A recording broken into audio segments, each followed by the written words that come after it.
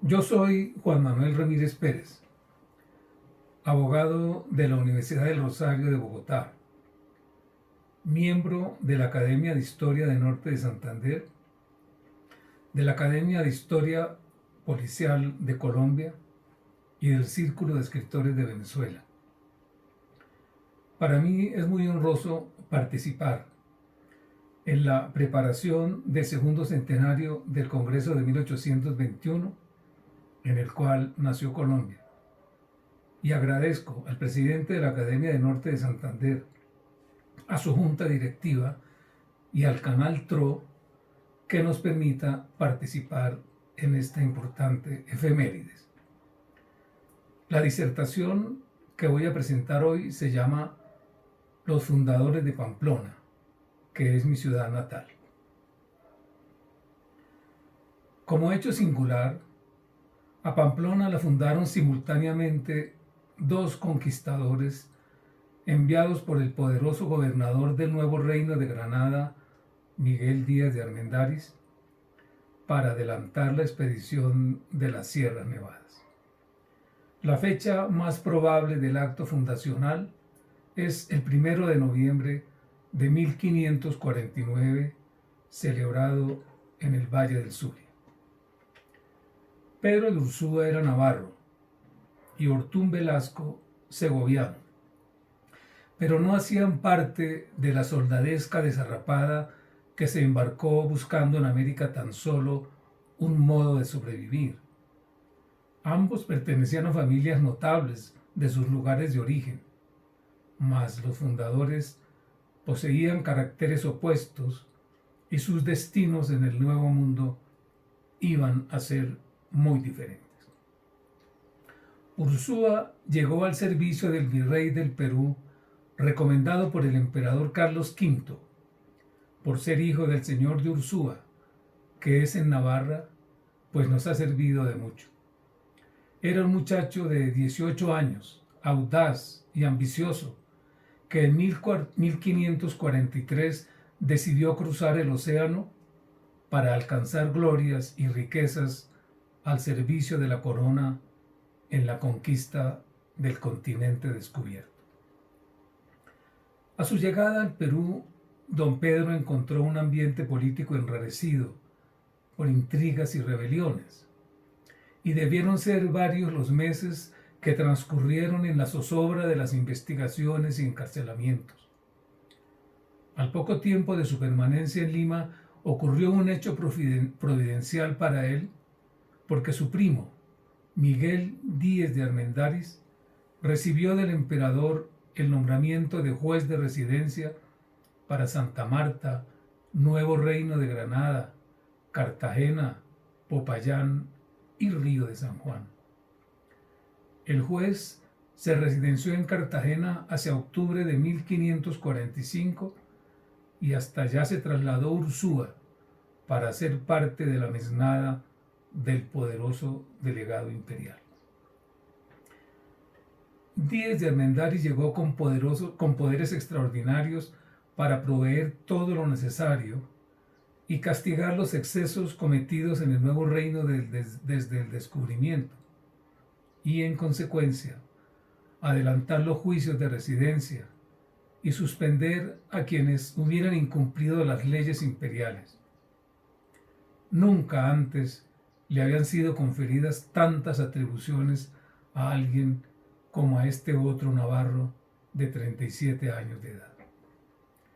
Estando en Cartagena, varios caballeros que habían salido de Santa Marta y del nuevo reino de Granada para huir de las garras de Alonso Luis de Lugo, visitaron al juez de residencia pidiéndole que se trasladara a la gobernación de este, para hacer justicia por los atropellos y arbitrariedades que cometía en desconocimiento de los derechos y privilegios adquirida legítimamente por ellos.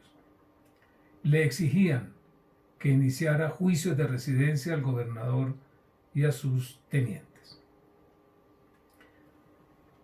Armendáriz expuso diferentes razones para aducir la imposibilidad de viajar hasta Santa Fe, por los delicados asuntos que debía atender en su sede, pero los peticionarios insistían en la urgencia de atender sus reclamos.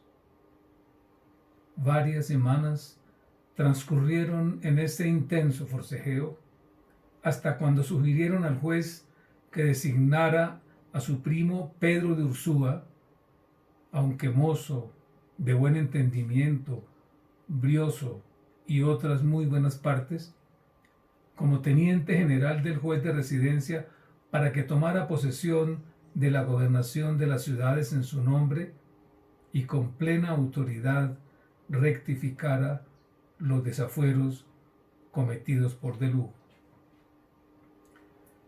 Dudaba don Miguel en encomendar tan delicada misión a su pariente por su juventud y falta de experiencia, y porque además para ejercer el cargo era requisito indispensable tomar posesión ante los cabildos y recibir su anuencia con el fin de adquirir legítimamente la facultad de ejercer sus deberes y derechos. También las leyes prohibían a jueces y gobernadores delegar la administración de justicia en otras personas. Pese a todo, Armendáriz facultó a Ursúa para que lo representara como teniente general del juez de residencia y actuara con toda autoridad, tomara posesión de la gobernación de las ciudades y rectificara los desafueros cometidos por las autoridades que había ido a reemplazar. Fue esta una de las causas por las que acusaron posteriormente al poderoso juez y juzgado por el Consejo de Indias, se truncó su brillante carrera política. Cuando meses después Miguel Díez de Armendáriz llegó a Santa Fe como gobernador del nuevo reino de Granada, Ursúa permaneció a su lado como su teniente general, emprendiendo las acciones que le encomendaba el influyente primo. Es así como a finales de 1548 adelantó la exitosa expedición para someter a los indios guanes, chambones y chalanes de la provincia de Vélez, que se habían rebelado contra las autoridades locales. Habiendo quedado Ursúa inactivo después de su frustrada expedición a la región de los ríos Atrato y Magdalena, llamada Entre los Dos Ríos, Díez de Armendáriz le ordenó que alcanzara a Ortún Velasco y lo relevara del mandato que le había conferido para adelantar la expedición de las Sierras Nevadas. La orden era que se agruparan las tropas de ambos, los 65 soldados a pie y a caballo que había reclutado Velasco al salir de Tunja y los 47 que capitaneaba Ursúa. Revocado el anterior mandato, el joven capitán de apenas 24 años de edad asumió el comando de la expedición. Pedro de Ursúa, fogoso explorador, obsesionado por el dorado, iría en pos de un trágico destino. Es insólito que el valiente navarro dejara inconclusa su obra fundacional a merced del peligro de las incursiones de los indios chitareros.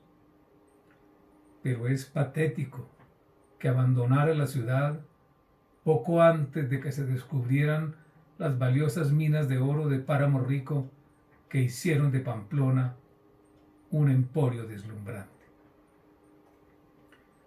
Ursúa regresó a Santa Fe y la Real Audiencia le encargó emprender la pacificación del país de los musos. Cumplida su misión, fundó la ciudad de Tudela, que también abandonó y fue arrasada por los aborígenes poco tiempo después. Por aquella época comenzaron los problemas derivados de la caída en desgracia del gobernador Díez de Armendáriz, quien, víctima de acusaciones motivadas por intrigas y envidias, fue sometido a un riguroso juicio que lo llevó a la cárcel y a regresar a España empobrecido y abandonado. Decepcionado del mundo, don Miguel decidió vestir los hábitos eclesiásticos. Fue particularmente venturoso que otro juez y poderoso presidente de la Real Audiencia de Lima hubiera aparecido al final de la vida de Armendáriz. Se trata del insobornable monje Pedro de la Gasca, designado también por el emperador Carlos V para aniquilar la rebelión de Gonzalo Pizarro en el Perú, aprehenderlo y decapitarlo por su desobediencia a la corona, misión en la que tuvo la colaboración de Armendáriz cuando éste era juez de residencia en Cartagena.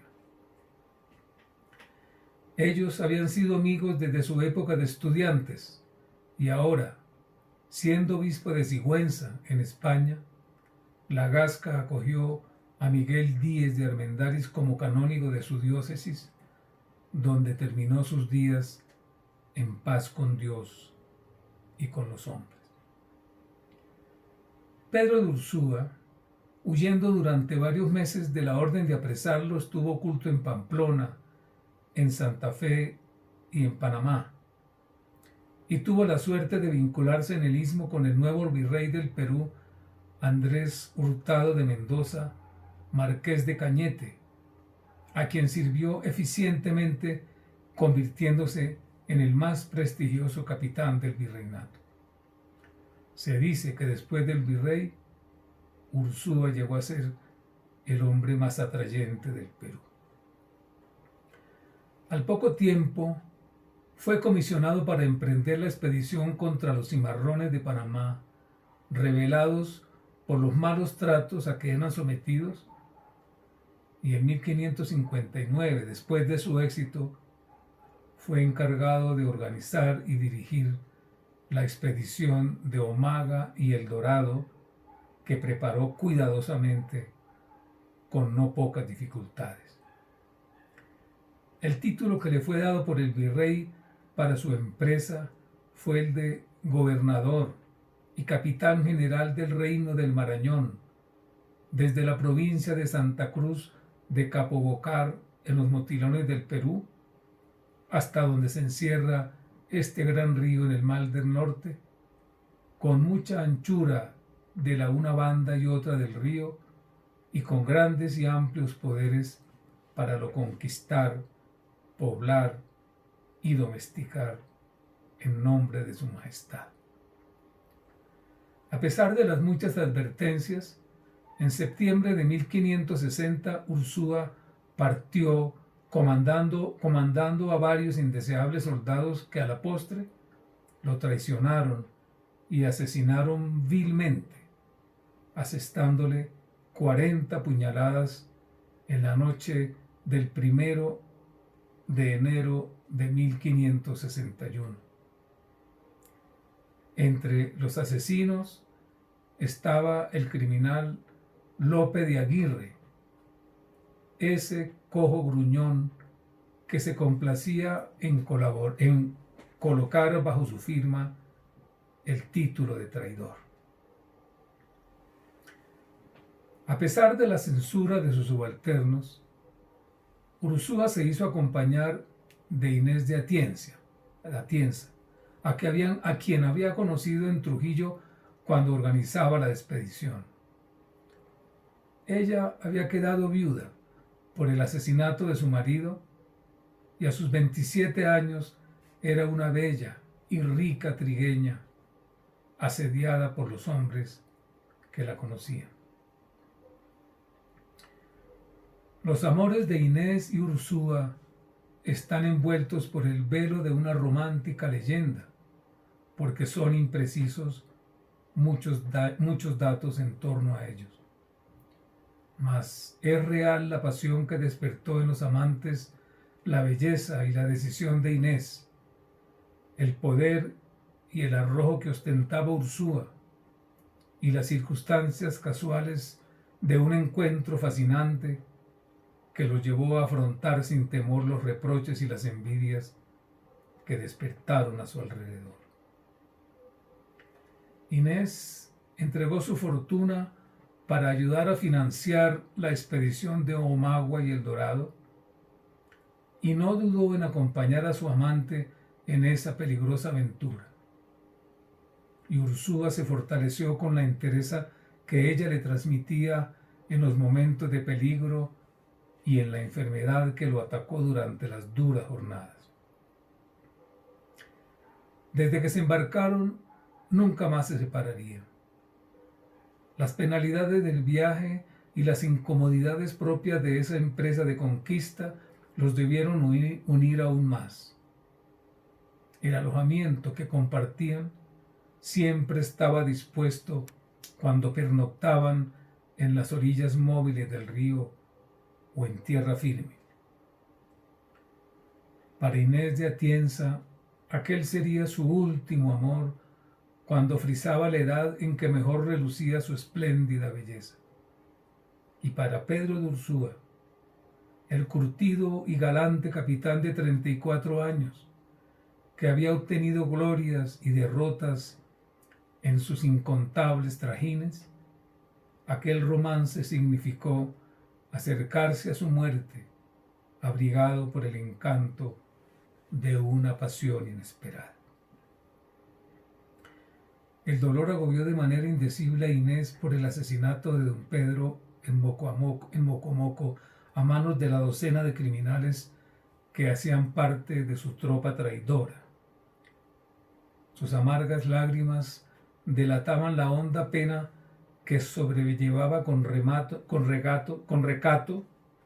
por el riesgo que generaba aquel entorno plagado de amenazas y acechanzas. En adelante, Inés vivió días amargos por el asedio de quienes reemplazaron a Ursúa y la rivalidad que poseerla desató una serie de turbios episodios en los que deplorablemente se vio envuelta. Despojos y asesinatos se sucedieron entre los toscos rivales enloquecidos por su belleza, y un ambiente de discordia se apoderó de la expedición. Fue el perverso Lope de Aguirre, el inspirador de ellos, con los que fue sacando de su camino a quienes consideraba peligrosos enemigos, y también por eso ordenó el asesinato de Inés, de quien desconfiaba desde la muerte de Ursúa. Los sicarios enviados por el tirano Aguirre mataron a Inés de Atienza en mayo de 1561, en un pueblo de la desembocadura de los ríos Negro y Purús en el Amazonas llamado de la Matanza, y se acusa a Antón Llamoso de ser el directo asesino, quien, acogiéndose a un perdón general otorgado en ese tiempo, logró huir. Don Ortún de Velasco permaneció fiel al recuerdo de Ursúa, y al ser nombrado capitán de caballos entre las fuerzas que se reclutaban para combatir al malvado Lope de Aguirre, logró apresar en la Grita al asesino de Inés y lo trasladó a Pamplona para que se cumpliera la sentencia de ejecutarlo y descuartizarlo como traidor al rey de España. Los cuartos de Antón Llamoso fueron exhibidos por todos los caminos para que nunca se olvidara su felonía y su traición. Juan de Castellanos, el prolijo y célebre cronista de la epopeya conquistadora, bajo las órdenes de Pedro de Ursúa participó en la campaña contra los Taironas y consagró en sus versos el valor y la audacia de este cofundador de Pamplona, que con aquel valor de su costumbre, a pesar del ejército enemigo, ganó lo más supremo de la cumbre, haciendo crudelísimo castigo con riesgo, con sudor y pesadumbre. Fueron sus grandes hechos aquel día bastante prueba de su valentía. Por su parte, don Ortún Velasco de Velázquez, el otro cofundador de Pamplona, provenía de la familia de Juan Velázquez de Cuéllar, contador mayor de los Reyes Católicos, casado con María de Velasco y Guevara, sobrina de Pedro Fernández de Velasco, sexto condestable de Castilla y segundo conde de Haro. Siendo muy joven, Velasco entró al servicio de la corona de Castilla y participó en varias guerras europeas, particularmente contra los turcos en Italia y contra el duque de Sajonia en Alemania. Llegó a las Indias con Gonzalo Jiménez de Quesada como veedor y hubiera sido uno de los fundadores de Santa Fe si su bergantín no naufraga en la entrada del río de la Magdalena. Militó bajo las órdenes de Jerónimo de Lebrón y luego, estando al servicio del adelantado Alonso Luis de Lugo, fue nombrado regidor de Tunja en 1543. Un tiempo después, el propio Armendáriz le confirió el título de teniente de corregidor de la capital boyacense. En junio de 1549, Armendáriz designó como teniente y capitán general de la expedición al segoviano Velasco, radicado en Tunja, quien pidió licencia para emprender la expedición de las Sierras Nevadas y establecer una población en esas gélidas serranías. Fue poco tiempo después cuando Díez de Armendáriz ordenó a Ursúa que alcanzara a Ortún Velasco, lo relevara del mandato y agruparan las tropas de ambos. Por esa razón, el joven Ursúa asumió el comando de la expedición. El viejo soldado no se opuso a la orden y, según coinciden los historiadores en relatar, se convirtió en mentor de Ursúa, a quien se dio el mando y secundó en la empresa que él había comenzado por disposición del gobernador Díez de Armendáriz. Los dos capitanes avanzaron por la región de los Chitareros hasta encontrar un hermoso y fértil valle de clima suave, con abundantes aguas y poblado de numerosas viviendas indígenas, ideal para asentar una población fácil de defender, estratégicamente ubicada para ser vigía de la extensa comarca circundante y base de futuras expediciones. Todos los expedicionarios aceptaron que la ciudad fuera denominada Pamplona, en homenaje a la capital navarra de donde era oriundo Pedro de Ursúa, erigida en aquel valle del Zulia, ubicado en el exacto lugar donde la cordillera oriental de Colombia se divide para formar hacia el oriente los Andes venezolanos y con dirección norte la Sierra de los Motilones. Decidido el nombre y escogido el día en la festividad de Todos los Santos de noviembre de 1549, se procedió a la ceremonia fundacional. Siguiendo el ritual prescrito en las leyes de Indias, Ursúa montó en su caballo de guerra y, pertrechado con sus armas, congregó a su alrededor a todos los acompañantes. Luego, en voz alta, manifestó que procedía a fundar la ciudad en nombre del rey de Castilla, de quien era fiel vasallo, y que retaba a quien a ello se opusiera a batirse con él. Como no hubo oposición, bajó de su caballo y proclamó que fundaba, asentaba y comenzaba la vida de Nueva Pamplona, de la cual hacía posesión en nombre de la corona real de Castilla. En señal de dominio, desenvainó su espada y la blandió con cortes y reveses zahiriendo el aire y la vegetación del derredor.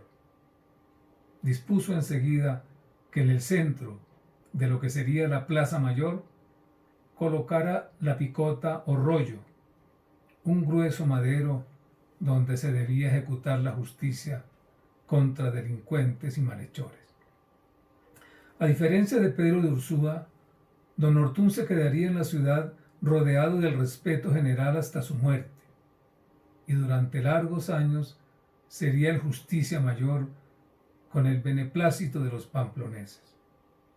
Había casado en Tunja con Luisa de Montalvo, sobrina de Pedro de Heredia, con quien concibió 3 hijos.